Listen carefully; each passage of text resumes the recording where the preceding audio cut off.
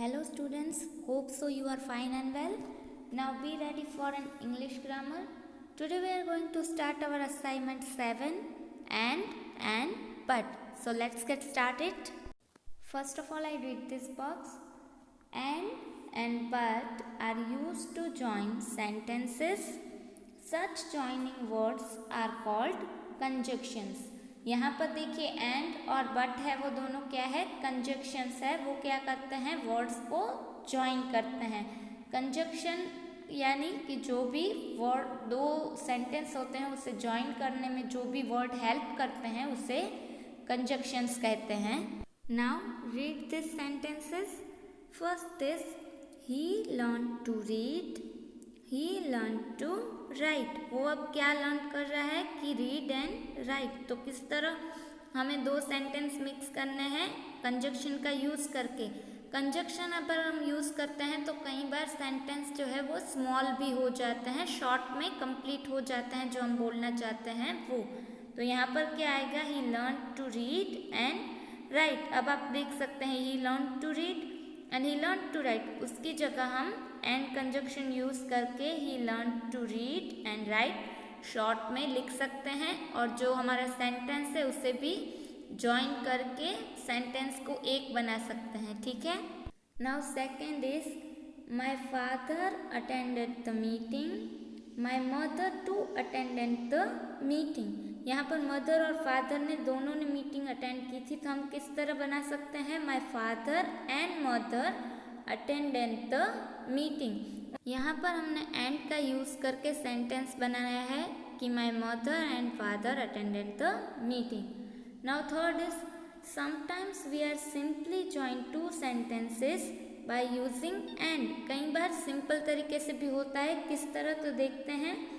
God made the country, man made the town. तो यहाँ पर सिर्फ दो सेंटेंस के बीच में एंड लगाकर दोनों को ज्वाइन कर देना है। God made country and man made the town, इस तरह बनेगा। Now we will start the exercise. Join the following pairs of sentences using and. अब हमें यहाँ पर जो दो सेंटेंस है उसको ज्वाइन करना है एंड का यूज करके। तो first is all Indians are my brothers and the second sentence is all Indians are my sisters. तो यहाँ पर क्या आएगा, all Indians are my brother and sister. हमें यहाँ पर ऑल इंडियंस आर तक लिखना है, फिर माई ब्रदर एंड सिस्टर इस तरह ज्वाइन कर देना है। एंड की वजह से आप देख सकते हैं शॉर्ट जो सेंटेंस है वो भी शॉर्ट बन गया है। Second is tigers are wild animals, lions too are wild animals. Wild यानी कि जंगली, तो आपको पता है दोनों क्या है, जंगली एनिमल्स है। तो यहाँ पर हमें दो बार लिखने की ज़रूरत नहीं है, हम सिर्फ इस तरह लिख सकते हैं कि tigers and lions are wild animals. Now third is it is my duty, I shall do it. यहाँ पर हमें कुछ भी करने की ज़रूरत नहीं है, सिर्फ बीच में एंड लगाना है कि ये मेरी ड्यूटी है और मैं वो करूँगा। तो it is my duty, I shall do it. इस तरह सिर्फ सिंपली हमें एंड को ऐड करना है। And the fourth is that is my new car, I want to drive it today. तो the answer is that is my new car and I want to drive it today. ये मेरी नई car है और मैं उसे आज चलाना चाहता हूँ। तो इस तरह ही सिर्फ एंड लगाकर सेंटेंस कंप्लीट करना है। Next is work hard you will surely succeed. तो यहाँ पर भी हमें सिंपल बीच में एंड लगाना है, work hard and you will surely succeed. अगर आप हार्ड वर्क करेंगे तो आप श्योर सक्सीड यानी कि आप सक्सेसफुल होंगे। Now sixth is reading is a good hobby, writing to is a good hobby. तो यहाँ पर आप देख सकते हैं गुड हॉबी है तो वो क्या है, रीडिंग और राइटिंग। तो सेंटेंस हमें क्या कहता है कि रीडिंग अच्छी हॉबी है, राइटिंग अच्छी हॉबी है। तो हमें दोनों को मिक्स करना है, तो क्या हो जाएगा, रीडिंग एंड राइटिंग। फिर यहाँ पर इज नहीं आएगा, आर है क्योंकि दो हॉबीज़ हैं। तो reading and writing are good hobbies हो जाएगा। ठीक है, यहाँ पर हमने कितने चेंज किए, रीडिंग और राइटिंग कर दिया और फिर इज में से आर क्योंकि प्लूरल हो गया, और हॉबी का भी हॉबीज कर दिया क्योंकि 2 हॉबीज है इसलिए। तो सेंटेंस किस तरह बन गया कि रीडिंग और राइटिंग गुड हॉबीज हैं। शॉर्ट भी हो गया और एंड का यूज करके हमने 2 सेंटेंस को ज्वाइन भी कर दिया। Now 7th is Hari is honest, Gopal is honest too. तो यहाँ पर क्या कह रहे हैं, हरी जो है वो हॉनेस्ट है, गोपाल भी हॉनेस्ट है। तो यहाँ पर हमें क्या करना है, हरी एंड गोपाल आर ऑनेस्ट। हमें यहाँ पर 2 बार हॉनेस्ट यूज करने की ज़रूरत नहीं है, सिर्फ हम एंड को हरी और गोपाल के बीच में लगाकर ऑनेस्ट को पीछे लगा देंगे तो हो जाएगा Hari and Gopal are honest. 8th one is teach me English I shall teach you French. अब तुम मुझे इंग्लिश सिखाओ, मैं तुम्हें फ्रेंच सिखाता हूँ। तो क्या हो जाएगा, टीच मी इंग्लिश एंड लगाकर आई शैल टीच यू फ्रेंच। अब हमें यहाँ पर सिर्फ 2 सेंटेंस के बीच में ही एंड लगाना है और कुछ भी करना नहीं है। 9th is your hands are cold, my hands are cold to.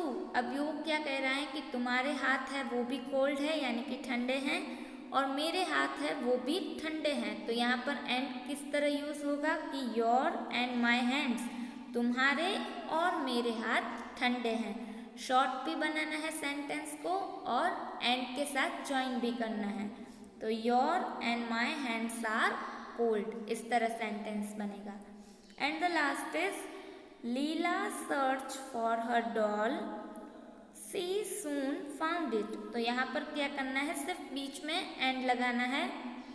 तो Leela search for her doll and she soon found it, इस तरह सेंटेंस बनेगा। Now we will see the next box. Suppose that the 2 sentences to be joined are contrast like this। यहाँ पर अगर contrast हो तो किस तरह सेंटेंस ज्वाइन होंगे, तो इट वॉज रेनिंग, बारिश हो रही थी, my clothes did not get wet, मेरे जो कपड़े हैं वो गीले नहीं हुए। तो यहाँ पर कॉन्ट्रास्ट है, 2 ऑपोजिट जो है वो थॉट है। तो यहाँ पर किस तरह होगा, it was raining but my clothes did not get wet, वहाँ पर बारिश थी पर मेरे कपड़े गीले नहीं हुए। तो आप देख सकते हैं दोनों ऑपोजिट सेंटेंस है, बीच में कॉन्ट्रास्ट दिख रहा है। तो ऐसे सेंटेंस हो तब हम क्या यूज करेंगे, but. Now we will see exercise 2। Join the following pairs of sentences using but. But को हिंदी में क्या कहते हैं, पर। तो यहाँ पर हमें बट का यूज करके सेंटेंस बनाना है, ठीक है। Now first is I was late, the teacher did not punish me. मैं लेट हुआ मगर मेरे टीचर ने मुझे पनिश नहीं किया। तो यहाँ पर क्या आएगा, I was late but the teacher did not punish me. अब यहाँ पर बट का यूज़ है वो बहुत ही सिंपल है कि जब भी फर्स्ट सेंटेंस कंप्लीट हो और सेकंड सेंटेंस स्टार्ट हो तब उनके बीच में बट लगाना है और सेंटेंस को ज्वाइन करना है। Second is he is tidy यानी कि क्लीन, वो स्वच्छ था। हिज सिस्टर इज अनटाइडी यानी कि डर्टी, ये मीनिंग आपको लिख लेने हैं। He is tidy but his sister is untidy, इस तरह बनेगा। Now third is ice is solid यानी कि जो घन पदार्थ होते हैं वो उसे क्यूब भी कहते हैं। Ice is solid but water is liquid. आपको पता है वाटर क्या है, एक लिक्विड है। तो वो दोनों अलग अलग बात है कि आइस है वो सॉलिड है पर वाटर है वो लिक्विड है। तो यहाँ पर ice is solid but water is liquid, इस तरह सेंटेंस बनेगा। जब दोनों सेंटेंसेस का मीनिंग ऑपोजिट होता है तब बट यूज होता है, ये आप याद रखिएगा। Now next is Jain looked for the lost lamb यानी कि अ यंग शिप, जो भेड़िया होता है उसका बच्चा होता है ना, उसे लैम्ब कहते हैं। तो Jain looked for the lost lamb, she could not find it anywhere, पर उसे कहीं भी वो मिला नहीं। तो यहाँ पर हमें 2 सेंटेंस के बीच में बट लगाना है। तो आएगा Jain looked for the lost lamb but she could not find it anywhere. Fifth one is Radha dropped a saucer यानी कि डिश, उसे रकाबी भी कहते हैं. It didn't break, पर वो ब्रेक नहीं हुई, वो उससे ड्रॉप हो गई, गिर गई, पर टूटी नहीं. तो बट कहाँ आएगा? दोनों सेंटेंस के बीच में. Radha dropped a saucer but it didn't break. Next is he tried hard, he did not succeed. उसने मेहनत की थी पर वो सक्सेस नहीं हुआ. तो सेंटेंस इस तरह बनेगा, he tried hard but he did not succeed. Seventh is I love him, he hates me. मैं उससे प्यार करता हूँ, वो मुझसे नफरत करता है. तो यहाँ पर क्या होगा? मैं उससे प्यार करता हूँ पर वो मुझसे नफरत करता है. तो आएगा I love him but he hates me. Now eighth is listening is easy, remembering is difficult. अब सुनना है वो इजी है पर याद रखना डिफ़िकल्ट है. तो यहाँ पर देखिए क्या है, दोनों अलग अलग सेंटेंस है, दोनों ऑपोजिट है. तो क्या आएगा? Listening is easy but remembering is difficult. Ninth one is he ran fast, he missed the train. तो यहाँ पर वो जल्दी से भागा पर उससे ट्रेन मिस हो गई. तो he ran fast but he missed the train. And the last is I can give you an umbrella, I cannot give you my raincoat. मैं तुम्हें मेरी अम्ब्रेला दूंगा. और दूसरा सेंटेंस का मीनिंग होता है मैं तुम्हें मेरा रेनकोट नहीं दूंगा. तो I can give you an umbrella, मैं तुम्हें अम्ब्रेला दे सकता हूँ पर I cannot give you my raincoat. इस तरह सेंटेंस बनेगा. Now we will see exercise 3. Join the following pairs of sentences using either and or but. यहाँ पर जो सेंटेंस दिए गए हैं उसमें and भी आ सकता है और but भी. अकॉर्डिंग टू सेंटेंस हमें and और but यूज़ करके सेंटेंस को ज्वाइन करना है. ठीक है. First is the colleges will remain close tomorrow. Remain यानी कि रहना, स्टे. तो the schools too will remain close tomorrow. तो जो कॉलेज है वो कल के लिए बंद होगी और जो स्कूल्स है वो भी कल बंद होगी. तो क्या करना है? The colleges and the schools will remain close tomorrow. अब देख सकते हैं आप दोनों सेंटेंस के बीच सिमिलरिटी है. अगर सिमिलर सेंटेंस हो तब एंड होगा और सेंटेंस में कॉन्ट्रास्ट हो तब बट होगा. तो यहाँ पर सेम है पर सिर्फ कॉलेज और स्कूल के बारे में बात कर रहे हैं तो हमें कॉलेज और स्कूल के बीच एंड लगाना है. तो the sentence is the colleges and the schools, यानी कि दोनों कल बंद रहेंगी. Second is poor people came by buses, rich people came in cars. अब देखिए पुअर पीपल है वो बस से आते हैं और रिच पीपल है वो कार से आते हैं. तो हमें सिर्फ दोनों के बीच में एंड लगाना है. तो सेंटेंस बनेगा poor people came by buses and rich people came in cars. Third is robin hood robbed the rich, he help the poor. तो उसने क्या किया? एक चोरी की अमीर आदमी के घर से और फिर उसने उसकी मदद की. तो सिर्फ हमें क्या करना है? दोनों सेंटेंस के बीच में एंड लगाना है. तो the robin hood robbed the rich and he help the poor. Fourth is Mumbai is the capital city, Bengaluru two is the capital city. अब दोनों कैपिटल सिटी है मुंबई और बेंगलोर. तो हम इस तरह नहीं बोल सकते कि Mumbai is a capital city और Bengaluru too is a capital city. यहाँ पर अगर दोनों कैपिटल सिटी है तो हम एंड का यूज़ करके सेंटेंस को शॉर्ट बनाएंगे. तो मुंबई एंड बेंगलुरु फिर दो हो जाएंगे इसलिए आएगा आर, इज़ नहीं आएगा और कैपिटल सिटीज़ हो जाएगा. यहाँ पर दो सिटी है इसलिए सिटीज़ हो जाएगा. तो Mumbai and Bengaluru are capital cities. Fifth is speech is good, silence is better. कई बार हम बोलते हैं उससे अच्छा अगर हम चुप रहे तो क्या हो जाएगा? Speech is good but silence is better. कई बार बोलते हैं वो अच्छा है, पर उससे ज़्यादा अच्छा है कि हम साइलेंट रहे, इसलिए दोनों के बीच में आएगा but. Sixth one is he is poor, he is honest. अब वो क्या है, पुअर भी है और ऑनेस्ट भी है, तो क्या करेंगे, he is poor and honest, वो गरीब भी है और ऑनेस्ट भी है। Seventh is there was an explosion, यानी कि ब्लास्ट और विस्फोट। मैंने यहाँ पर मीनिंग लिखा है, आपको भी लिख लेना है। नोबडी वॉज हर्ट, अब देखिए वहाँ पर एक्सप्लोजन हुआ यानी कि ब्लास्ट हुआ, पर किसी को भी हर्ट नहीं हुआ, तो क्या आएगा, but there was an explosion but nobody was hurt. Seventh is mangoes are juicy fruits, grapes too are juicy fruits. तो अब दोनों ज्यूसी फ्रूट्स है, तो हमें क्या करना है, एंड कहाँ आएगा, दोनों फ्रूट्स के नाम के बीच में, तो mangoes and grapes are juicy fruits, इस तरह सेंटेंस बन जाएगा। Ninth is Sudha is clever, her brother is dull. Sudha clever है पर उसका ब्रदर कैसा है, डल, तो यहाँ पर दोनों ऑपोजिट है, तो क्या आ जाएगा, but. Sudha is clever but her brother is dull. Tenth one is stars have their own light. अब आपको पता है स्टार को खुद की लाइट होती है, planets don't have their own light.